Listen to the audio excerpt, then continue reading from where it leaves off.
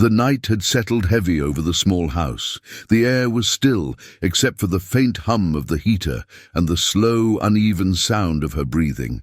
Margaret lay in her narrow bed, the thin blanket pulled up to her chest. Every movement hurt, the kind of ache that doesn't ask for attention anymore because it has become a part of you. She had been sick for months. Some days were manageable. Others, like this one, felt endless.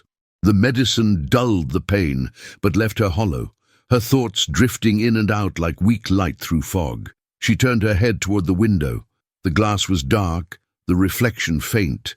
In it, she could barely recognize herself. Her hands, once strong from years of work, now trembled as she reached for the small Bible on her nightstand. The pages were worn thin from years of prayer. She tried to read, but her eyes blurred and the words melted together. So she just whispered what she could remember. "Lord, please stay with me tonight." The clock ticked on. Outside, a single car passed, and then there was only silence again, the kind that fills every corner when no one is left to hear. Tears gathered but didn't fall. Margaret had cried enough to know that tears no longer fixed anything. She closed her eyes and breathed slowly, listening to the rhythm of her heart, a fragile reminder that she was still here, even if the world had forgotten. And in that long, aching night, her prayer lingered quietly in the darkness, waiting for an answer she no longer expected. Morning crept in without asking. The first sound Margaret heard was the ticking of the wall clock, sharp, steady, merciless. It had been her husband's clock once. A gift from a time when their days were filled with laughter, meals shared, and the steady hum of ordinary life. Now, it was the loudest thing in the house. Each tick felt like a small reminder that time kept moving, even when she could not. The clock hung across the room where she could see it from her bed. Its hands circled endlessly, tracing hours she no longer knew how to fill. There had been a time when she kept busy, tending to her small garden, sewing, writing letters, cooking for neighbors. But sickness had taken her strength, and loneliness had taken her will. Sometimes she whispered to the clock as if it could hear. "Slow down," she would say, her voice barely audible. But it never did. The world outside her window went on. Children walking to school, cars rushing by, life continuing without her. She remembered a verse she had once underlined. "My times are in your hands." Her eyes moved to the clock again, and for a fleeting moment she wondered if maybe even this endless ticking was held in his hands too. The sound filled the small room, tick-tock, tick-tock, like a heartbeat that refused to fade. It was both comfort and curse, a rhythm reminding her that time, like her faith, was still alive. She closed her eyes and whispered, "If you're counting the hours with me, Lord, please make them matter." And for just a moment, the ticking seemed softer. The afternoon light spilled through the thin curtains, pale and tired. Margaret shifted in bed and breathed in slowly. The air smelled of old wood, dust, and the faint bitterness of medicine, a scent that had become part of her life, woven into the walls like a quiet witness to her decline. On the nightstand beside her sat the small line of pill bottles, each one labeled neatly in black letters. Mornings only, after meals, before sleep. They watched her like silent companions, faithful but unfeeling, promising relief, yet never giving her back the woman she used to be. The house around her was still, too still.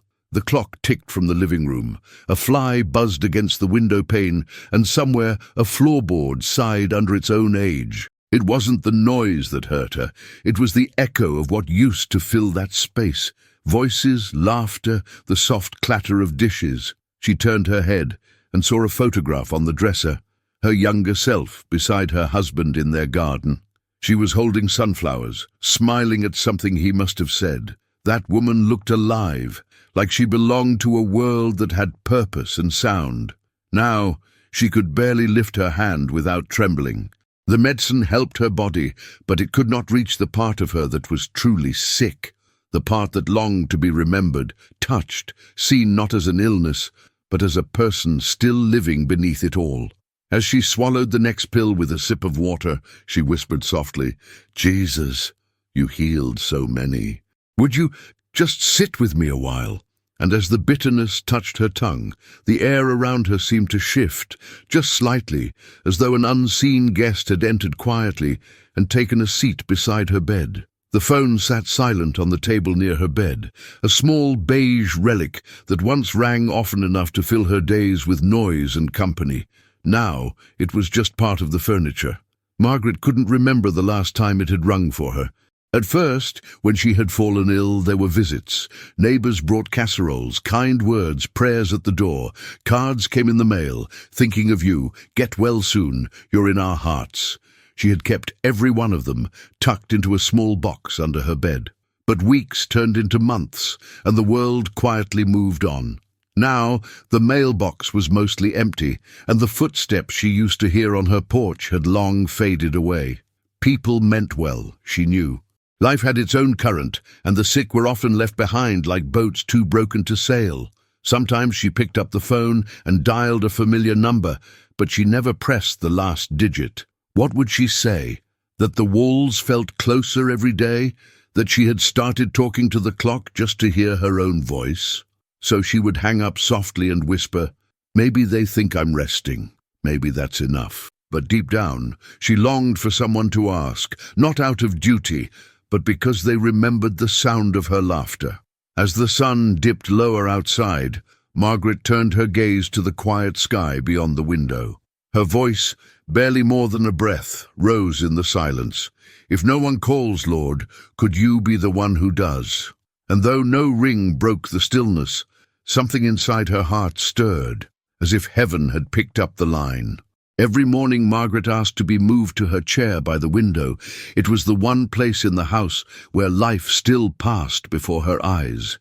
From there, she could see the narrow street, the mailbox by the gate, and the old oak tree that stretched its branches wide, like arms reaching for heaven. Or she watched the seasons change through that square of glass. Children in bright coats running to the school bus in winter, neighbors mowing lawns in spring, the long stillness of summer afternoons when the light turned golden and slow. It was her calendar now, her only connection to a world that no longer knocked on her door. Sometimes she imagined stories for the people she saw passing by. The young mother with her stroller. Perhaps she was rushing to work. The old man walking his dog. Maybe he had lost someone too. And once in a while she whispered blessings over them, her frail voice barely reaching the window pane. It made her feel like she still had purpose, even if no one knew. Her favorite time was dusk. That's when the sky turned the color of faded violets and the first stars began to blink awake. In that soft light, the world looked gentler. Even her own reflection in the glass seemed kinder somehow. Margaret would sit there until the dark swallowed the last trace of day, and then she would whisper, "Good night, world. If no one sees me, at least I've seen you." But deep in her heart, she longed for something beyond the window, for someone to look back. And though the street grew quiet, somewhere in the unseen distance, a gaze of perfect love had already found her. When the house grew still each night, and the shadows began to fill the corners, Margaret would close her eyes and begin the same prayer she had whispered for years.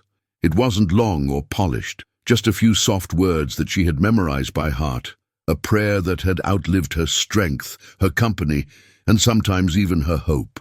"Lord, it's me again," she would murmur, her voice barely a sound. "I don't have much to say. I just don't want to be alone tonight." She said it every evening, not because she expected an answer, but because silence without prayer felt too empty. It was her way of keeping the light on for heaven, like leaving a lamp burning in the window for someone who might still come home. At first, her prayers had been full of requests, for healing, for strength, for someone to visit, but over the years they had grown simpler, like a melody stripped down to its truest note. Now it was only presence she longed for, to be seen, to be heard, to be remembered. Sometimes, as she prayed, she forgot where the words ended and the thoughts began. Her mind would drift toward her husband, toward memories of laughter and the smell of Sunday dinners, and then, without realizing it, she would whisper again, "Are you still here, Lord? Do you still see me?" No voice replied. But there was something in the silence that stopped her from despair, a softness, a patience, as if the quiet itself was breathing with her. And every night, before she drifted into sleep, she ended the same way. Thank you for listening, even if I can't hear you back. What she didn't know was that every word, every whisper, every sigh that escaped her trembling lips was already written on the heart of the one who never left her room. The mornings were the hardest. Her body took longer to obey her, as if the night had tied invisible weights to every limb. Her breath came shallow, and her hands shook as she reached for the glass of water beside her bed.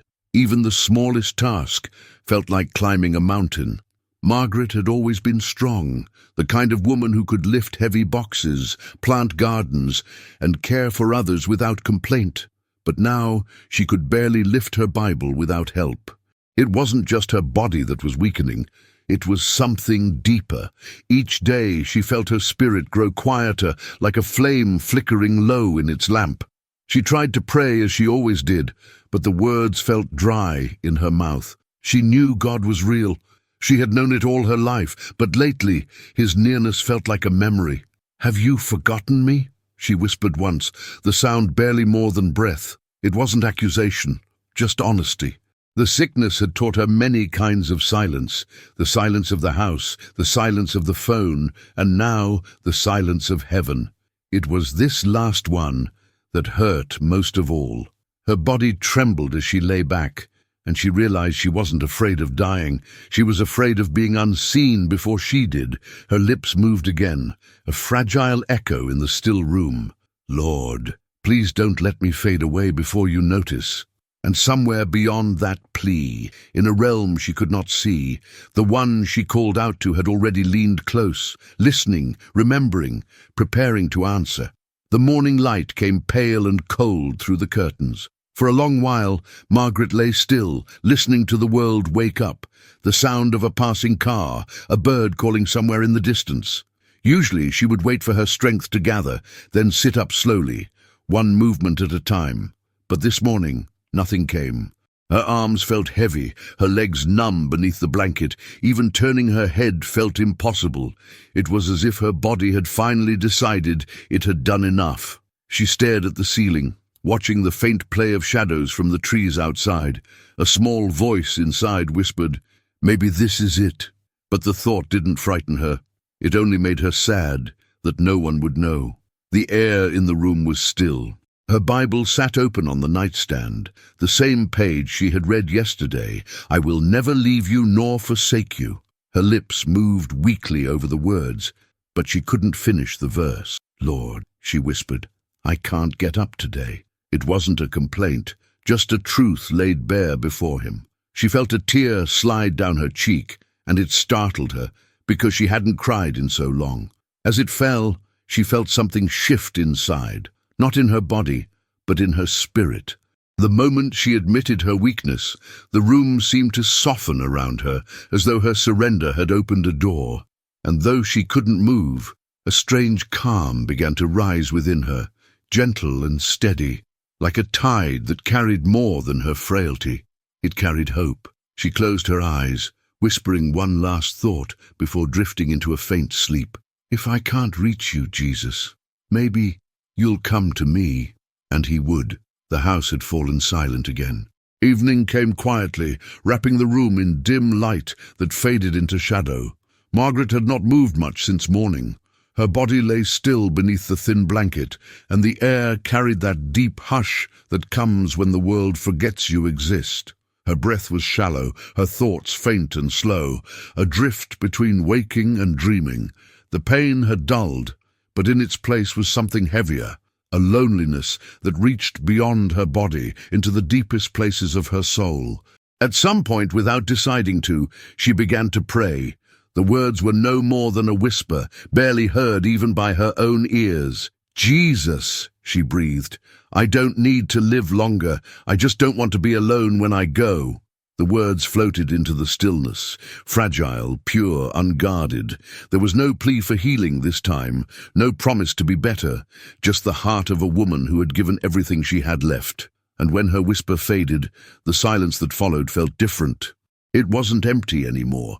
It had depth, warmth, as though it had been filled with someone's listening. She opened her eyes weakly, half expecting nothing, but her spirit felt the faintest stirring, like the gentlest breeze passing through a closed room. It brushed her cheek, and for the first time in many years, Margaret felt her name being remembered, not by the world, but by heaven itself. After her whisper faded, a deep quiet settled over the room, not the kind that isolates, but the kind that waits.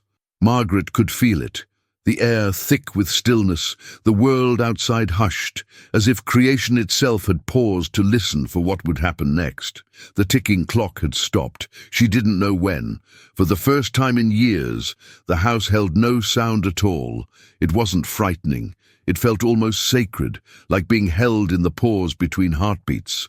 The light from the window dimmed slowly, the last traces of dusk melting into soft shadow. Her breathing steadied, and the ache that had lived in her chest seemed to fade with the light. She could no longer tell where her body ended and the stillness began. It was as though everything, her pain, her loneliness, her years of unanswered prayers, was being absorbed by something vast and tender. She whispered once more, her voice no louder than a breath. "Are you here?" No reply came, not in sound, not in word. But something inside her knew that silence was not absence. It was presence, a holy quiet that filled every space the pain had emptied. Her heart slowed, her hands loosened their restless tremor, and for the first time in so long she felt safe, not because she was strong, but because she didn't need to be. And in that fragile, perfect stillness, the answer was already there, not spoken, but felt. "Yes, my child, I am here." It began softly, so softly that Margaret almost thought she imagined it. A faint movement in the air, a gentle stirring that brushed against her face like a sigh. The room, moments ago still and silent, seemed to breathe. She opened her eyes, and though the light was dim, something in the air shimmered, not bright, not blinding, but alive. It felt as though the walls themselves had faded away, and something vast, eternal and kind had stepped inside her little room. The air was warm now, sweet like the scent of rain on dry earth, and with each breath she felt her lungs fill easier, her pain loosen its hold. There was peace in every inhale, love in every exhale. Her frail body trembled, not in fear, but in wonder. This wasn't the air she had been breathing all her life. This was different. It carried memory, promise, eternity. She could almost hear it whisper, not in words but in feeling, "I never left you." Tears rose and fell quietly down her cheeks. She had no strength to wipe them away. Her heart, long burdened by silence, suddenly found rhythm again, a gentle pulse that seemed to beat in time with something greater than itself. And as she lay there, wrapped in that invisible warmth, she realized she was no longer praying for God to come. He was already there. The breath that filled the room was his.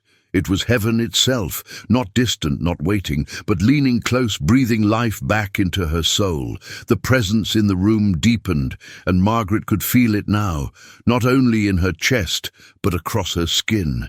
It began as a gentle heat at her fingertips, like sunlight filtering through a window, soft and living. The warmth moved slowly, tracing paths of tenderness along her hands, her arms, the places where the ache had settled for so long. It wasn't the harsh burn of fever, but a comfort she hadn't felt in years. A touch that didn't hurt. A touch that healed without needing to take the pain away. Her breath caught in her throat, and for a brief moment she felt young again, not in body, but in spirit. The same warmth that held her now was the same love she had once felt when she first believed, the same peace that had followed her through every trial, the same hand that had steadied her life without her even realizing it. The room seemed to hum softly, a silence so full it almost sang. Her mind quieted, her fears softened, and the only thing she could think to say was, "Jesus, you really came." She didn't hear an answer, but she didn't need one. The warmth pressed deeper, past the sickness, past the weariness, touching something beyond her flesh. the very place where her heart had once stopped hoping. And in that sacred moment, the disease that had ruled her days lost its voice, and all that remained was love, steady, alive and near enough to feel. The air was still again, but it wasn't the emptiness of before. It was the hush that follows something holy. Margaret lay quiet, her eyes half closed, her hands resting loosely over her heart. The warmth hadn't left, it pulsed gently around her, as though it were breathing in rhythm with her. And then she heard it. Her name. Margaret. It was not a sound that reached her ears, but one that entered straight into her soul. The voice was gentle, not distant, not imagined, so full of love that it seemed to carry every memory of her life within it. No one had said her name like that before. Not her mother, not her husband, only him. The syllables felt alive, like they had been spoken before the world began, and were finally finding their way back to her. Every hurt, every lonely night, every unanswered prayer was somehow answered in that single word. Her breath caught, and tears slipped down her cheeks. The sound of her name filled the room with peace so deep that even her pain seemed to bow before it. She whispered back, trembling, "Yes, Lord, I'm here." There was no reply, only stillness and a presence that felt closer than touch. And in that stillness, she understood. He hadn't just spoken her name to comfort her. He was calling her back to herself, reminding her that she had never been forgotten. Not for a single heartbeat. Every syllable of that sacred whisper said what words never could. "You are mine." For a long time, Margaret simply lay there, listening to the echo of her name still rippling through her soul. It was as if the sound had reached into every part of her, into the joints that ached, the lungs that strained, the heart that had carried too much sorrow, and rewrote them with peace. Her body, fragile and thin beneath the blanket, had not suddenly been healed, but something far greater was happening. She was remembering what peace felt like. Every breath came easier. Her muscles, once tight with pain, began to soften as though they recognized the presence that filled the room. Even the weakness that had pinned her to the bed no longer felt cruel. It felt purposeful, as if her frailty had been the very doorway through which love could finally enter. The warmth that lingered on her skin moved deep within her now, filling the hollow spaces that sickness had carved out. It didn't erase the pain. It made the pain holy. Something gentle, something known. Her lips curved into a faint smile. "I remember this," she whispered, "not from my body, from before." And somehow she knew what she meant, that the peace wrapping around her was the same peace her soul had known long before she was ever ill, long before she was ever forgotten. It was the peace of being seen, of being loved without asking, of belonging to someone eternal. Margaret's eyes closed and her heart rested, not in the absence of pain, but in the presence of perfect peace. The night outside had grown deep, but the darkness no longer seemed to touch her room. Margaret lay still, eyes closed, her breathing soft and even. And then, as if the air itself had opened, she saw it, not with her eyes, but with something deeper, light. It began as a faint shimmer, like the glow that lives inside candle flame. Then it grew, slow, gentle, pure, filling every corner of the room until the walls themselves seemed to disappear. It wasn't harsh or blinding, it was living, a light that carried warmth, memory, and music all at once. Within that brightness, she felt no fear. It was not the light of this world, but the kind that belongs to the place we came from, the kind that feels like home. She wanted to reach for it, but she realized she didn't need to. It was already touching her, flowing around her like water around stone, sinking into her skin and through her bones until even the deepest parts of her illness felt quiet. And though she could not see a face, she knew, without a single doubt, who it was. The same presence that had whispered her name, the same love that had sat beside her bed all those years of silence, now stood before her, clothed in light that had no beginning and would never fade. Tears gathered in her eyes, but they didn't fall. They shimmered. She smiled faintly and whispered, "So this is what you meant when you said you'd never leave me." The light pulsed softly, as if answering her heart instead of her words. And in that radiance, Margaret saw not the end of her life, but the beginning of peace without pain. The light surrounded her like dawn breaking after 1,000 nights. Margaret lay still, her eyes half open, and somewhere between her heartbeat and the silence, she heard something she hadn't heard in years, her own laughter. It startled her at first. It was soft, breathy, uncertain, like a melody rediscovering itself after being forgotten. She had almost forgotten that sound. It wasn't loud or bright like it used to be. It was quiet, pure, and full of wonder. Her laughter came not from joy alone, but from the disbelief of being found, from the realization that love had truly come, that all her waiting, all her prayers whispered into empty air had been heard all along. The warmth in the room deepened, and she could almost sense Jesus smiling with her, not because he had changed her pain, but because he had changed what it meant. She laughed again, this time freer, as if the sound itself was healing her. Her voice trembled and broke into tiny echoes that danced through the air like small sparks of light. For a moment, she forgot her illness, her age, her loneliness. All she felt was this, that she was alive and that God was near. The laughter faded slowly into quiet tears, but even her weeping felt new, not sorrow, but release. And when she finally lay back against her pillow, smiling through her tears, she whispered softly, "I haven't laughed like that since you took him home. Thank you for reminding me."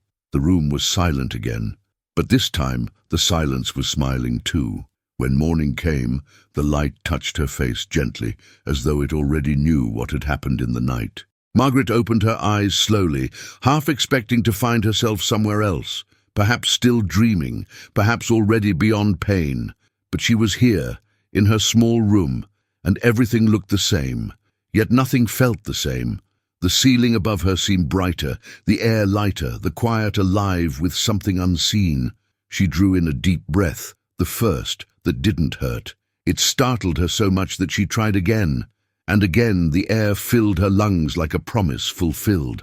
Her body was still frail, but the heaviness was gone. Every movement, every thought carried peace.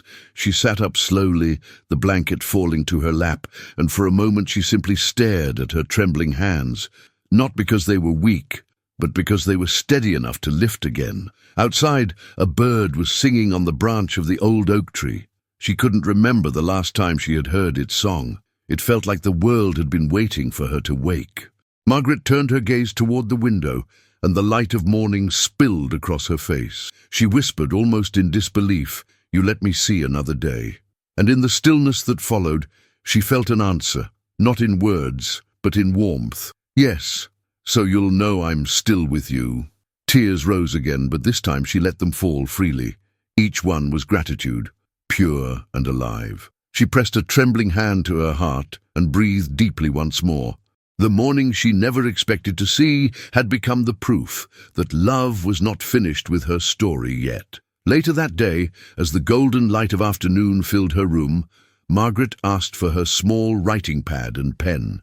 Her hands trembled as she took them, but there was a strength behind the tremor, a steadying grace that seemed to guide her fingers. The page before her was blank, but her heart was full.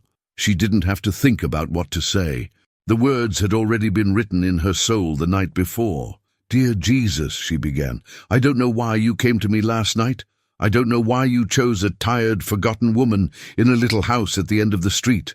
But I know you were here." Her eyes filled as she continued slowly. "I felt you touch what no medicine could reach. You didn't take my pain away. You filled it with peace. You didn't make me young again. You made me whole. And for that, I thank you with all I have left." Her pen paused, and she smiled through tears that blurred the ink. "If I wake again tomorrow, I'll thank you again. And if I don't, I'll thank you face to face." She signed her name simply, "With love, Margaret." When she finished, she folded the letter carefully and placed it inside her Bible, between the pages of Psalm 23. "The Lord is my shepherd, I shall not want." Then she closed the book and laid her hand upon it. Her voice was barely a whisper, but it carried more gratitude than 1,000 hymns. "Thank you for coming, Lord. I'm not afraid anymore." And the air in the room seemed to glow again. Not bright, not loud, just softly alive, as if heaven itself had received her letter before the ink dried. When the nurse arrived that morning, she expected to find Margaret as she always was. Quiet, tired, curled beneath her blanket, with eyes dulled by pain and sleeplessness. But the moment she stepped through the door, she paused. Something was different. The house felt lighter somehow. The air itself seemed to hold warmth, as if someone had just opened all the windows to let spring inside. Margaret was sitting up in bed, her hands resting gently on her lap, her eyes clear and shining. "Well, good morning," the nurse said softly, smiling. "I didn't expect to find you up this early." Margaret smiled back, a real smile, one that reached all the way to her eyes. "I didn't expect it either," she said with a small laugh. Her voice, though still frail, carried peace, the kind that doesn't come from rest or medicine, but from something far deeper. As the nurse checked her pulse and temperature, she noticed the steady calm beneath her fingertips. It wasn't just that Margaret looked better, it was that she was different. There was no trace of the heaviness that had haunted her before. "You seem brighter today," the nurse said gently. "Did something happen?" Margaret hesitated, her gaze softening toward the window. The morning sun fell across her face, and for a moment she looked almost radiant. She turned back and whispered, "Yes, he came." The nurse frowned slightly, unsure what she meant. "Who came?" Margaret smiled again, that same quiet, knowing smile. "Jesus." The nurse didn't reply. She only nodded, feeling a chill that wasn't cold, a peace she couldn't explain. And as she left the house that day, she looked back once more, because for just a second it had felt like she had stepped out of a holy place. The days that followed were gentle. Margaret still woke to the same soft light through the curtains, still heard the quiet hum of the clock, still felt her body weaken a little more with each passing morning. But the heaviness was gone. What remained was peace. It lived in the small things now, in the way sunlight warmed her blanket, in the song of a bird that lingered on her windowsill, in the stillness between her prayers. Even her pain had changed. It no longer felt cruel or meaningless. It was just part of her story, one that had been touched by love. She no longer asked God to take it away. Instead, she thanked him for sitting with her through it. Every ache, every breath, every heartbeat felt like a quiet conversation between her and the one who had answered her prayer. Sometimes she still whispered, "Are you here?" And every time, before the words had even left her lips, the answer came. Not in sound, but in presence. Warmth would fill her chest again, steady and kind, like sunlight that refuses to fade. The neighbors might still forget her name, the phone might still stay silent, but Margaret no longer felt unseen. He had remembered her, he had come, and he had stayed. At night, as she drifted to sleep, her lips curved into a soft smile. She didn't fear the dark anymore. She knew who waited in it. And when her heart grew quiet, so quiet it almost stopped, the peace did not leave. It remained, gently breathing beside her, just as it always would.